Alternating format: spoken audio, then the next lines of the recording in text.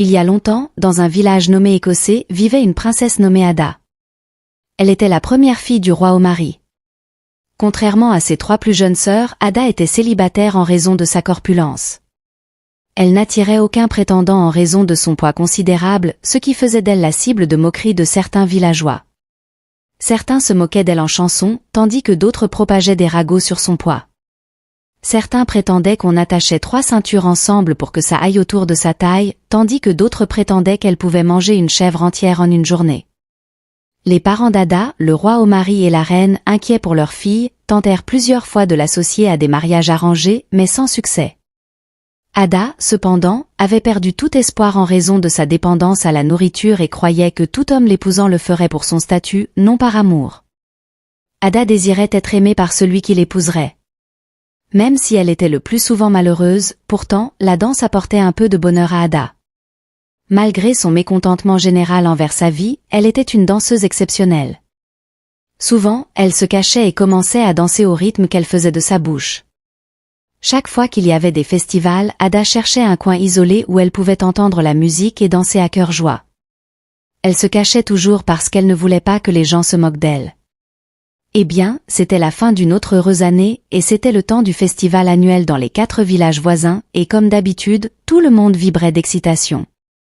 Certaines personnes ne pouvaient pas attendre pour présenter leur meilleure parure, certaines polient leurs pas de danse pratiqués sous les instruments de musique.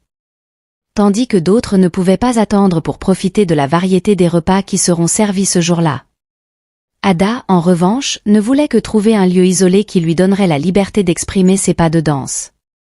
Enfin, elle a trouvé un endroit où elle pouvait entendre les tambours et les flûtes clairement. Puis elle a commencé à danser avec un large sourire sur son visage. Cependant, elle a rapidement remarqué que le son du tambour devenait de plus en plus fort, mais elle l'a ignoré parce qu'elle était absorbée dans sa danse. Soudain, la musique du festival s'est arrêtée, mais le son du tambour a continué. Elle s'est immédiatement tournée et a vu un homme jouer du tambour avec un énorme sourire sur son visage. L'homme a cessé de jouer et a demandé pourquoi avait-elle arrêté de danser. Ada a immédiatement commencé à courir et l'homme l'a suivie. Mais parce qu'elle était trop lourde pour courir vite, il l'a très vite rattrapée. « Laissez-moi tranquille, dit-elle, haletant. Allez chercher votre soulagement comique ailleurs. » L'homme l'a regardée gentiment, se demandant pourquoi elle pensait qu'elle était une blague pour lui.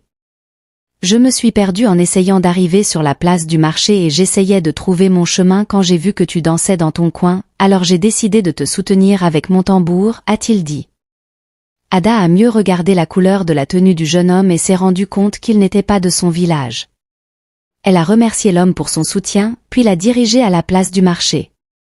Mais l'homme a insisté qu'il préférait continuer jouer pour elle et sans l'approbation de Ada, il a commencé à battre son tam-tam.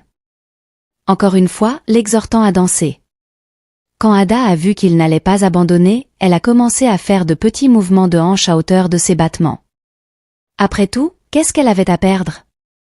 C'était un étranger qu'elle ne reverrait plus jamais et elle a eu l'occasion de danser comme elle l'a toujours voulu.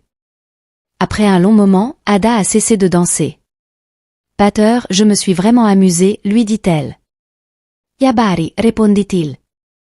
Ada lui a dit son nom, puis lui annonça qu'elle devait rentrer chez elle. Mais Jabari l'a supplié de revenir le lendemain et Ada accepta. Sur le chemin du retour, elle pensa au jeune homme, se demandant pourquoi il était si gentil avec elle et voulait même passer plus de temps avec elle.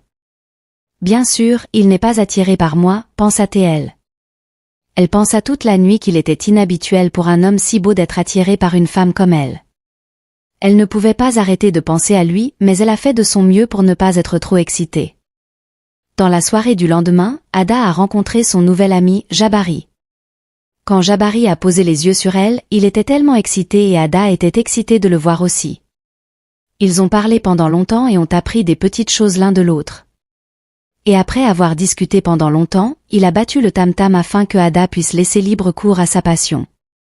Les jours se sont transformés en semaines, des semaines en mois, et ils ont continué à se rencontrer à leur endroit habituel.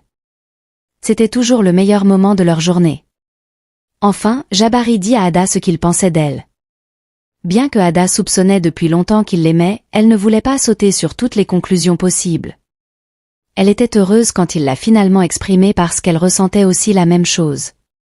Je peux venir avec ma famille le jour du marché suivant pour voir tes parents, a-t-il dit.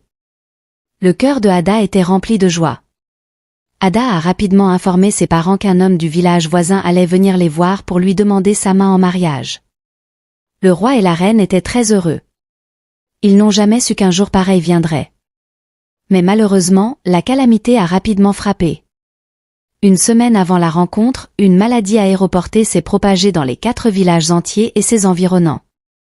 Pour empêcher les gens de propager la maladie, chaque village a fermé leurs frontières et leurs dirigeants leur ont également demandé de rester à l'intérieur de leur maison. Ada était très triste de ne pas pouvoir voir son futur mari tous les jours comme d'habitude. Pour aggraver les choses, quelque chose s'est produit après la fermeture des frontières. Ada a contracté la maladie et durant plus de 3 mois, elle a eu du mal à rester en vie. La maladie a grandement affecté son appétit, ce qui l'a rendue faible et il était impossible pour elle de finir une demi-assiette de nourriture en une journée. Au fil des mois, un herboriste a finalement trouvé un remède et les gens ont progressivement commencé à se sentir mieux. Quand Ada s'est complètement rétablie, la première chose qu'elle a découverte était qu'elle avait massivement perdu du poids. Elle ne pouvait pas le croire. Elle était presque aussi mince que ses 3 sœurs, c'était un rêve devenu réalité. Ce n'était pas la seule chose qui avait changé. Son visage était également devenu plus défini et sa beauté était évidente même pour les yeux aveugles.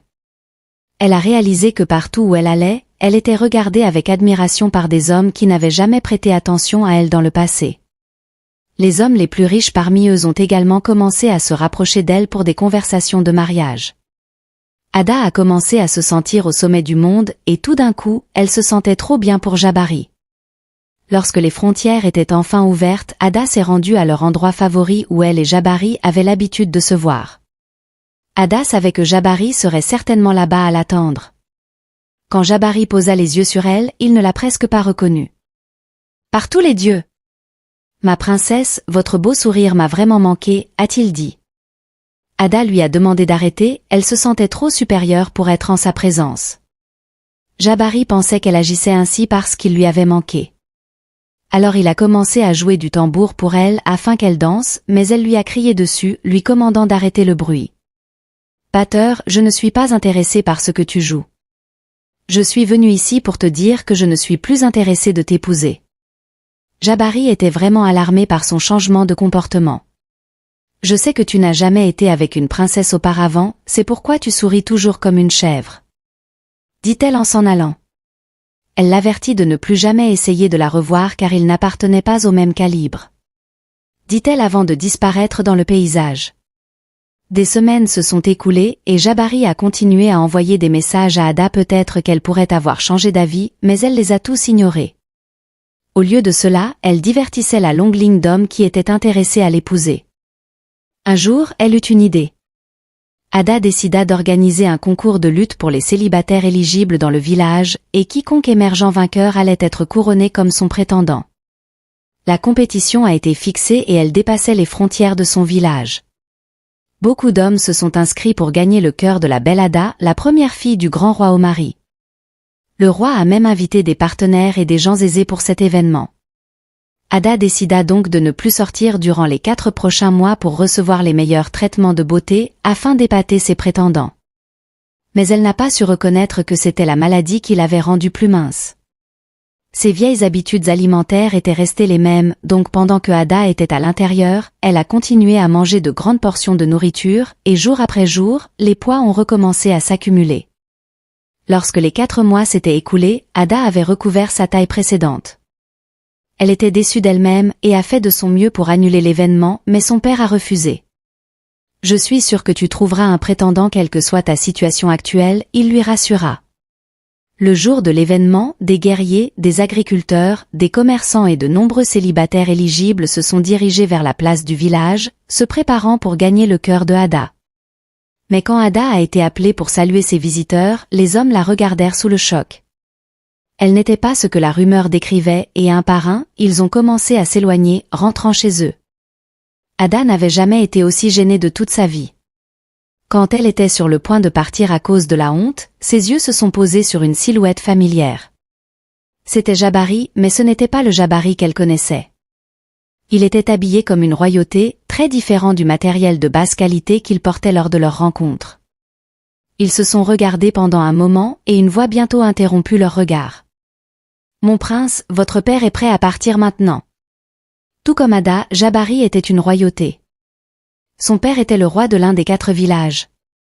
Mais à cause de son amour pour la musique, il se déguisait habituellement pour jouer du tambour avec tout le monde pendant les festivités, parce qu'il ne voulait pas être traité spécialement par les autres villages. Alors que Ada regardait Jabari tourner le dos et commencer à marcher au loin, elle a réalisé qu'elle avait perdu un homme bon, qu'il aimait malgré tout. C'est tellement dommage parce qu'elle n'a jamais eu l'occasion de retrouver l'amour et finalement elle a dû se contenter d'être la 10e épouse d'un vieux chef. La morale de cette histoire est que vous ne devriez jamais négliger ceux qui étaient là pour vous quand vous étiez au pire moment de votre existence. Parce que ce type de personne devient assez rare ces jours-ci, et si vous les traitez injustement, vous pourriez ne jamais avoir l'occasion de retrouver ces mêmes personnes quand vous seriez au plus bas. Merci d'avoir regardé cette histoire aujourd'hui. Veuillez commenter ce que vous avez appris et n'oubliez pas d'aimer et partager avec vos proches. À la prochaine et au revoir.